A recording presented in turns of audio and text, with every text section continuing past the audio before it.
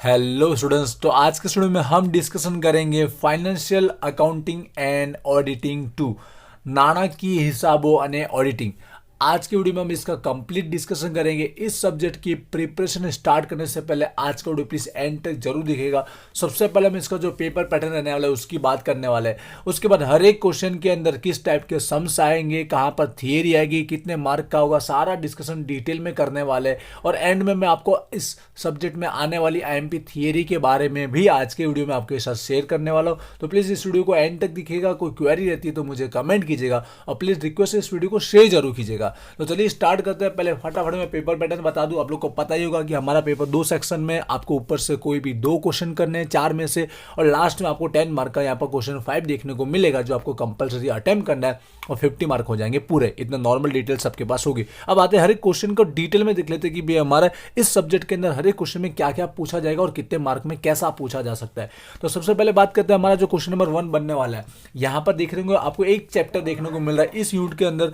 आप देख रहे होंगे डिटेल के अंदर इंग्लिश मीडियम वाले की बुक है, लेकिन गुजराती वाले भी अपने पास रखिएगा, समझ जाएंगे। सुधीर प्रकाशन की बुक है accounting for merger and amalgamation. मतलब देखा जाए तो समावेश और संयोजन की रिगार्डिंग दिया गया है। मतलब ये जो हमारा यूनिट है, जो सेक्शन है, पूरा का पूरा कैसा है, हमारा प्रैक्टिकल है, प्रैक्टिकल टॉपिक है। मतलब यहाँ पर आपको प्रैक्टिकल सम्स ही देखने को मिलेगा। ज़्यादा चांसेस यही है कि हमको इस क्वेश्चन के अंदर आपको इस यूनिट का सम्स ही देखने को मिलेगा, जो डायरेक्ट कितने मार्क का हो सकता है, 20 मार्क का हो सकता है। अब 10 मार्क का एक छोटा सम्स और 10 मार्क की थ्योरी करने के चांसेस बहुत ही कम है, नहींवत के बराबर है। तो आपको 20 मार्क के सम्स के अकॉर्डिंग इस यूनिट की प्रिपरेशन करनी चाहिए। अब मैं एक गाइडेंस देना चाहता हूँ, अगर इस यूनिट का आप रेडी कर रहे हो तो कौन से सम्स करने चाहिए। वैसे तो मैंने कोई अपलोड किए नहीं है पर्टिकुलर एमकॉम के लिए, लेकिन आप चेक कीजिएगा बीकॉम सेमेस्टर 5 के अंदर आप चेक कीजिएगा, जहां पर आपको एक प्लेलिस्ट के अंदर मिल कोस्ट अकाउंट के अंदर चेक कीजिएगा, जिसके अंदर यहाँ पर दोनों चैप्टर के मैंने सम्स अपलोड किए हुए, जो आप देखोगे तो सेम टू सेम वही सम्स आपको यहाँ देखने को मिलेंगे। तो उसके थ्रू आपकी यहाँ प्रैक्टिस हो सकती है। तो प्लेलिस्ट में जाकर ये जरूर चेकआउट कीजिएगा। और यहाँ पर आपको एग्जाम्पल इलस्ट्रेशन के अंदर भी अगर मैं आईएमपी देना चाहूँ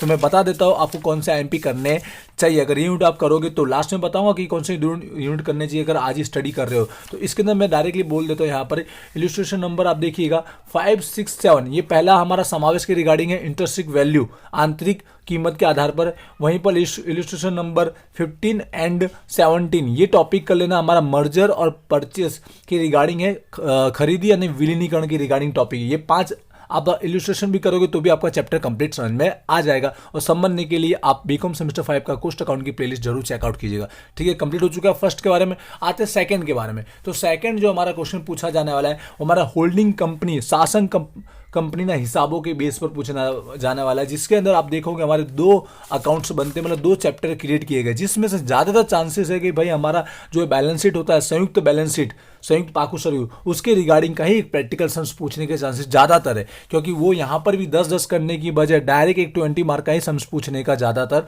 कोशिश किया जाएगा। जहाँ पर आपको चैप्टर नंबर 2 जहाँ पर आपको पाकू सरयू बनाना पड़ेगा संयुक्त वाला, वो पूछने के चांसेस ज़्यादा था। अब ये रेडी एक ही दिन में करना बहुत ही मुश्किल है, क्योंकि इसका कॉन्सेप्ट आपको डीप में समझना पड़ेगा, क्योंकि पहले बीकॉम में हुआ नहीं करता था। ठीक है, जिन स्टूडेंट्स को आता है वो प्रैक्टिस जरूर कर सकते हैं, लेकिन जिनको नहीं आता कुछ भी तो चलेगा, इसकी प्रैक्टिस नहीं करेंगे। तो एंड में जरूर बताऊंगा कि कौन से यूनिट आपको करने चाहिए और आईएमपी थियरी भी आपके साथ शेयर करने वाला हूं। आई होप क्लियर हो चुका होगा। यहाँ पे भी आपको बोलना चाहूंगा प्रैक्टिकल सम्स ही आएगा। डायरेक्ट 20 मार्क आएगा तो प्रैक्टिकल सम्स आएगा। 10-10 मार्क का करेगा तो बाय चांस एक छोटा मोटा थियरी करने की इच्छा तो करेगा, वरना नहीं होगा। डायरेक्ट प्रैक्टिकल सम्स ही समझिएगा। आगे आते हैं यूनिट नंबर 3। अब यहाँ तक का जो पोर्शन है, ये वाला जो पोर्शन, इसको हम फाइनेंशियल अकाउंटिंग बोल सकते हैं, नाણાકીય हिसाब पद्धति बोल सकते हो। सेकंड यहाँ पर थर्ड और फोर्थ जो सेक्शन बनाया गया है वो हमारा ऑडिटिंग के रिगार्डिंग बनाएगा। ऑडिटिंग मतलब कंप्लीट क्या होता है, हमारा थियरी बेस होता है, जैसे हमें बीकॉम में देखने को मिलता था।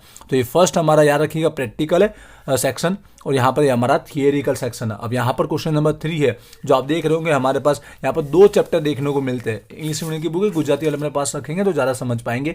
2 चैप्टर है, जिसमें पहला कंप्यूटर बेस्ड जो अकाउंट होता है, कंप्यूटर आधारित जो हिसाब होता है उसके रिगार्डिंग यहाँ पर ऑडिट करने के लिए बताया गया। दूसरा है गवर्नमेंट ऑडिट, सरकारी ऑडिट के बारे में बताया गया। इसमें आने वाले आईएमपी थ्योरी में आज की वीडियो में आपको शेयर करने वाला हूँ। अब समझते क्वेश्चन कैसे आ सकता है। देखिए आप समझ गए होंगे पूरा का पूरा किस बेस है, भाई कंप्लीट थियरी बेस ही आने वाला है।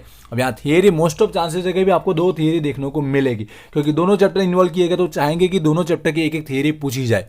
ऐसा वो करने की कोशिश 100% करेंगे। तो यहाँ पे याद रखिएगा, आपको रेडी करना है तो दोनों चैप्टर रेडी करना है, तो दोनों की थियरी आप अच्छे से अटेम्प्ट कर पाएंगे और इस सेक्शन पूरा कंप्लीट हो जाएगा।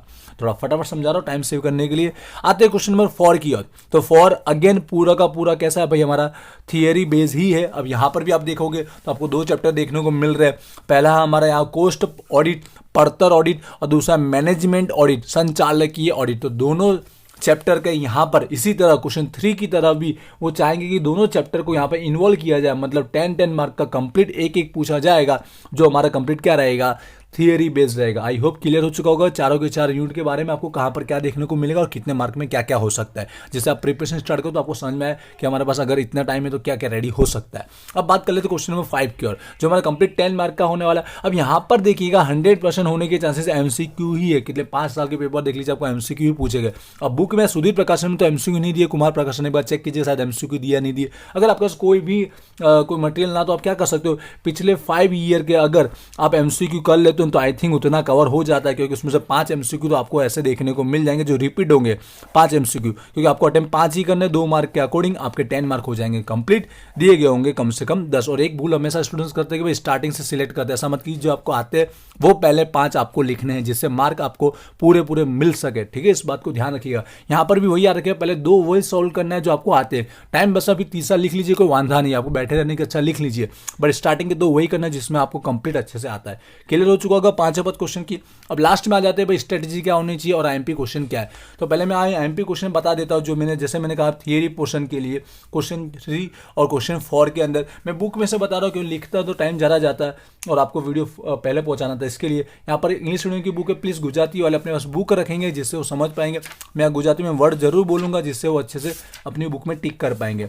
तो हम लोग आते हैं यूनिट नंबर 3 की ओर। आपको कौन कौन से क्वेश्चन पढ़ने चाहिए, वैसे तो बहुत ही ईजी है, अगर पढ़ रहे तो पूरा पढ़ लेना चाहिए, फिर भी उसमें से कुछ कुछ खास टॉपिक बता देता हूँ कि पहले इस पर फोकस ज़्यादा कीजिएगा। तो ये जो कंप्यूटर बेस वाला है हमारा, इसके अंदर ऑडिटिंग के अंदर सबसे पहले अगर स्टार्टिंग करना है तो कैसे करना चाहिए, तो ध्यान दीजिएगा। ये फीचर दिए गए, ठीक है, या इसको लक्षण भी बोल सकते हैं, ठीक है, गुजराती में। तो बहुत बेसिक है, जैसे कंप्यूटर के क्या क्या फायदे हैं वो यहाँ पे लिखे गए, जो हमारे 11th स्टैंडर्ड में भी आते हैं। तो ये आपको एक पढ़ लेना है, जो बोल रहा हूँ मतलब पढ़ने की बात कर रहा हूँ। उसकी तरह स्टेजेस या फिर आगे बोल कर लिखा गया कंपोनेंट, मतलब गुजराती में घटक लिखा गया है, चेक कीजिएगा। तो कंप्यूटर के अंदर क्या क्या घटक होते हैं, इनपुट आप जानते हो, CPU और आउटपुट, थोड़ा डिटेल में आप बताना है। ये क्वेश्चन आपको रेडी करना है। 11th के अंदर भी ये कंप्यूटर का चैप्टर आता था, अच्छे से इसको रेडी कर लेना है। उसके बाद ये कंप्यूटर लैंग्वेज भी उसमें आता है, लेकिन ये नहीं पढ़ोगे चलेगा। हार्डवेयर सॉफ्टवेयर बेसिक आपको नॉलेज पता होगा, नहीं पढ़ोगे तो भी चलेगा। इसके बाद आपको क्या पढ़ना है ज़्यादा डिटेल में, ये क्वेश्चन आपको डिटेल में पढ़ना है। पॉइंट नंबर 8 है यहाँ पर EDP कंट्रोल्स, अंकुश, EDP ना अंकुश, जिसमें 2 मेथड लिया गया है, दोनों पढ़ना है। वैसे तो फर्स्ट के बारे में जानकारी दी गई, जनरल सामान्य EDP कंट्रोल अंकुश, गुजराती वाले समझ पा रहे हो, मैं गुजराती वर्ड यूज कर रहा हूँ। तो कंप्लीट ये वाला डिटेल आपको कर लेना है, ठीक है, क्वेश्चन हो गया। उसके बाद EDP ऑडिट पढ़ लेना, क्योंकि कहीं पर शॉर्ट नोट भी पूछ लिएगा, डायरेक्ट EDP ऑडिट के बारे में लिखो, तो आप EDP ऑडिट के बारे में ये शॉर्ट नोट आप अच्छे से लिख सकते हो, या EDP ऑडिट के बारे में जो आपको पता है, उसका ऑब्जेक्टिव पता हो, उसका एडवांटेज पता हो, लिमिटेशन सारा लिख सकते हो। अगर शॉर्ट नोट पूछा तो कुछ भी लिख सकते हो। तो ये टॉपिक आप रेडी करके जाना। तो देख लेंगे, मैंने गिने चुने 4 या 5 ही क्वेश्चन बोलेंगे, वो पढ़ लीजिएगा इस सेक्शन में। दूसरा सेक्शन भी आपको रेडी करना पड़ेगा, क्योंकि कर रहे हो तो भाई दोनों पूरे पूरे करने पड़ेंगे।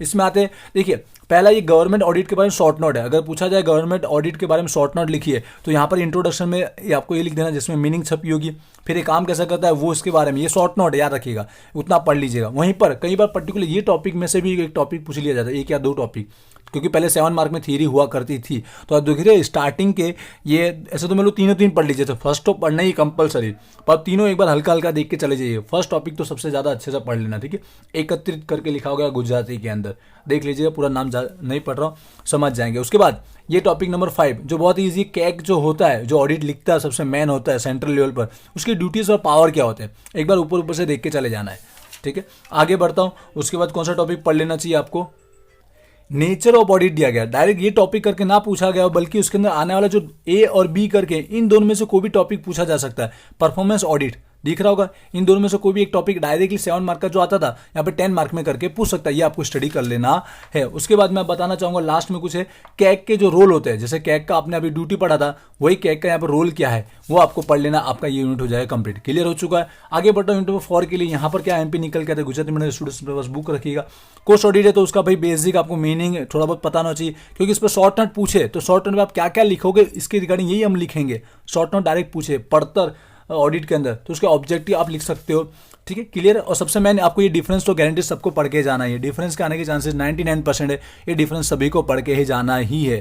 क्लियर हो चुका है। उसका एडवांटेज ये क्यों पढ़ने को बोल रहा हूँ, क्योंकि डायरेक्ट ना पूछे पर शॉर्ट नोट पूछे तो आप लिख सकते हो, और ये बेसिक तो आपको याद कर लेना चाहिए, उसके एडवांटेज है।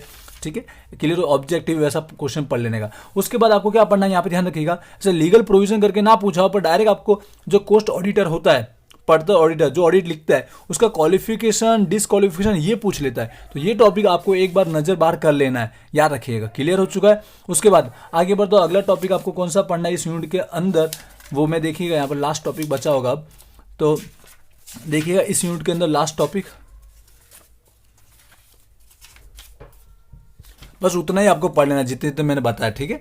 सेकंड इसी के साथ जुड़ा हुआ दूसरा चैप्टर मैनेजमेंट संचालकी। संचालकी में देखिए क्या पड़ेगा, अगर डायरेक्ट शॉर्ट नोट पूछे तो समझ गए होंगे, बार बार शॉर्ट नोट में भी ध्यान दे रहा हूं मैं कि आप लिखना चाहो उसके अंदर क्या क्या लिख सकते हो, जैसे ऑब्जेक्टिव और शॉर्ट नोट में इन्वॉल्व कर सकते हो।